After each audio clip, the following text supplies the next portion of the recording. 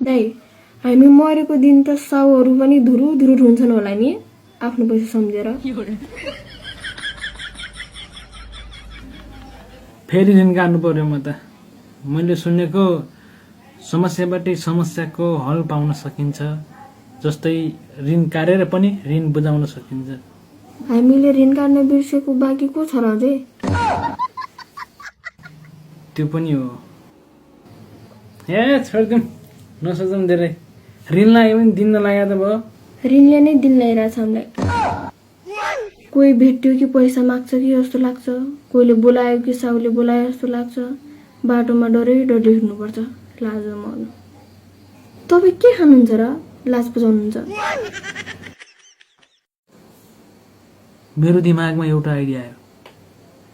तर म आज दिनभरि बाटो हिँडौँ, कहीँ न कहीँ पैसा भेटिन सक्छ। मैले भने यहाँ नै भेटिन सक्छ भनेर। खैले आउनु त?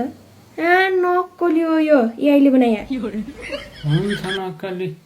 अनि सक्कली बाकोले बाटोमा फाल्दै हिँड्छ। यत्रो मान्छे यताउति गर्छन् टिपिहाल्थ्यो नि। कहिले 1000को नोट देखे पो थाहा हुन्छ। जाम। सुन्नु दाइ, तपाईँ यो बाटो खोज्दै जानु, म यताबाट जान्छु, पर भेटिमलाई। नक्कली नै भए पनि ल्याएको भए कसैलाई झुक्याउन त सकिन्छ नि। कहाँनिर फालेर छु त मैले? बडा हरामी हो।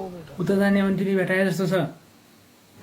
आन्टी उतानेर पैसा भेटाउनु भयो र? भेटायाम नानी। त्यो पैसा त हाम्रो पो हो आन्टी। उता जानेवाला खस्याएर छ, खोज्दै आएर भेटाएँ।